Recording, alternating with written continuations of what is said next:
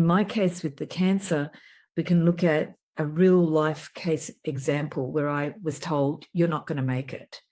And my family were told, say your goodbyes.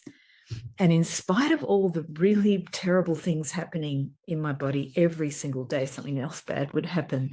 New blood clots, lots of loss of blood, more blood was given, more fluid was coming out of my body. It was an endless cycle of fluids trying to keep me there.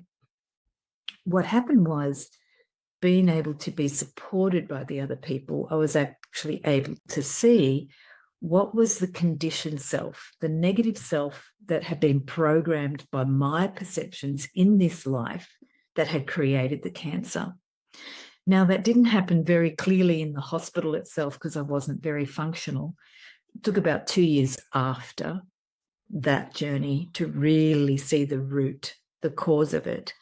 But what that taught me, the whole journey of being literally knocked off my feet and then coming back and having to rebuild the body, is that when you start to see the natural self and what it can do in spite of that conditioned self that created all sorts of diseases and all sorts of chaos in my body, and then other problems that I'll talk about in other videos, other conditions that came up through my life, the natural self is always there.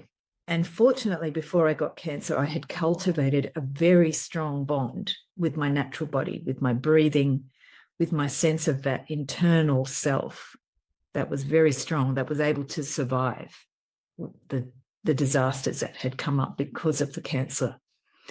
So what is the natural self is something that we're still very naive at understanding, because we want to label it and put a scientific measurement for it.